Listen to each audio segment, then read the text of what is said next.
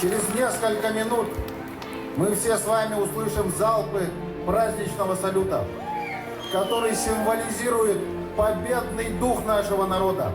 Мы будем радоваться так же, как и радовались наши предки, поколение победителей в мае 1945 года.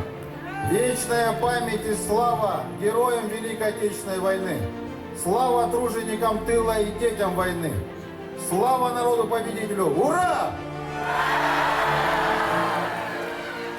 Мақтанан, сүгірген тұрамын, бары бірге, ергетче, сақалы, ұруй!